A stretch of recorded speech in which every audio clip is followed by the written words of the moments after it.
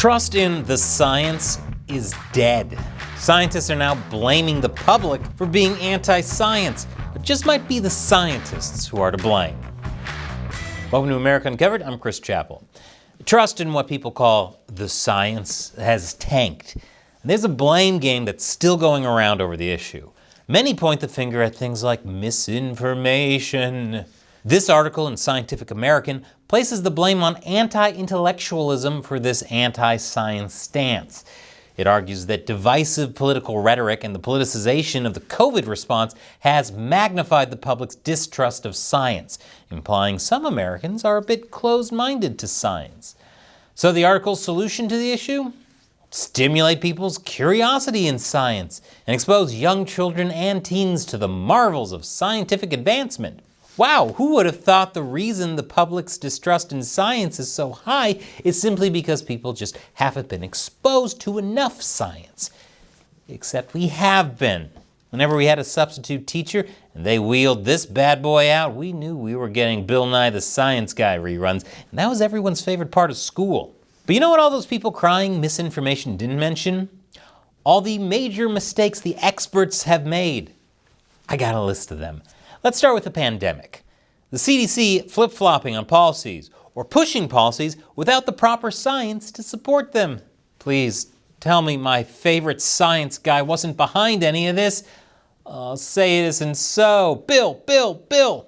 And we're still suffering the consequences of the policies scientists pushed. Well, the COVID response is a great recent example. It's far from the only proof of this. Look no further than how a major study on puberty blockers went unpublished because of politics. One of the scientists behind that study is Dr. Johanna Olsen-Kennedy. She runs the country's largest youth gender clinic at the Children's Hospital of Los Angeles and is one of the most vocal advocates for youth gender treatments. She began a study on puberty blockers in 2015 as part of a broader multi-million-dollar federal project on transgender youth to see if puberty blockers improved mental health. But there was a problem. Olsen-Kennedy found that puberty blockers didn't lead to mental health improvement.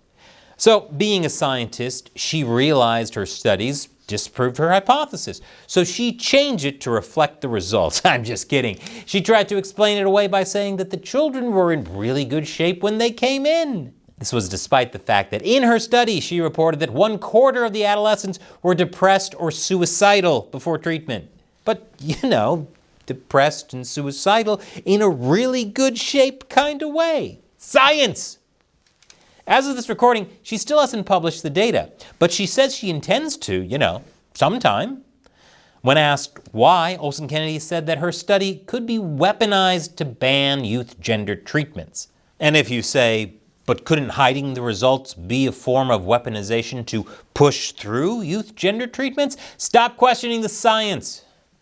Of course, it's totally cool to hide the truth because it's uncomfortable. And it's not just American doctors and scientists, British ones do this as well. The British National Health Service's Pediatric Gender Identity Development Service, or GIDS, known for running the Tavistock Clinic, did something pretty similar. It faced accusations of covering up the negative impacts of puberty blockers. I don't know if you know this or not, but changing things around when you don't like the results isn't how you do science, it's how you cheat at solitaire. It wasn't until a professor of sociology at Oxford called them out that GIDS clinicians released the data of their failed studies. And guess what? The Tavistock Clinic was shut down by the NHS after a case review found it wasn't safe for children. The case review said the rationale for early puberty suppression remains unclear, with weak evidence regarding the impact on gender dysphoria, mental or psychosocial health. For the majority of young people, a medical pathway may not be the best way to manage their gender-related distress. Now, science aside, do we really want to put this much trust with so little research into big pharma?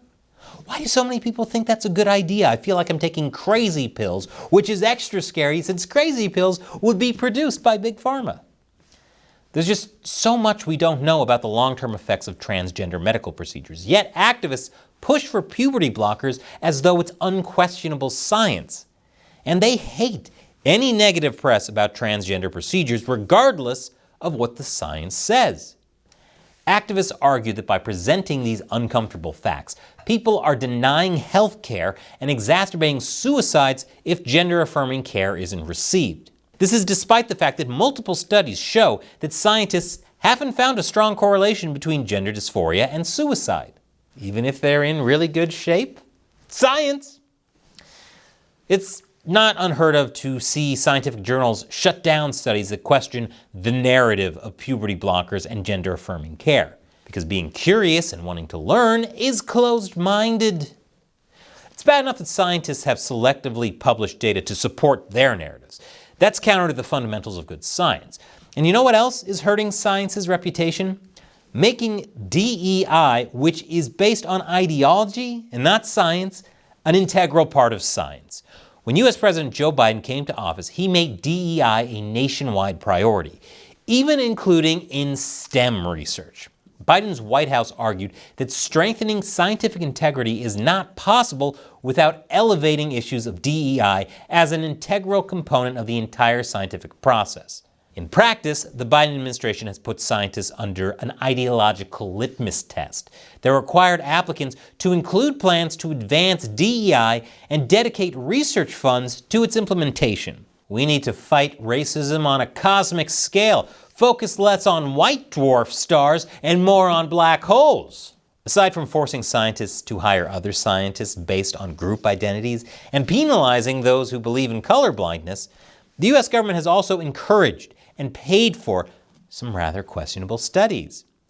Republicans in the U.S. Senate Committee on Commerce, Science, and Transportation put out this report on how DEI has transformed the National Science Foundation, which makes grant decisions. It found since 2021 over 3,400 grants, more than 10% of all NSF grants, and totaling over $2 billion, went to projects that promoted DEI and neo-Marxist perspectives. But, as the Free Press points out, the overall 10% figure identified by the GOP report masks how quickly the number of such grants have increased. In 2021, they were less than 1% of the total number of grants. By 2022, that number had risen to more than 16% and was at 27% between January and April 2024. So what were these scientific studies about? Surely the National Science Foundation has a good foundation in science.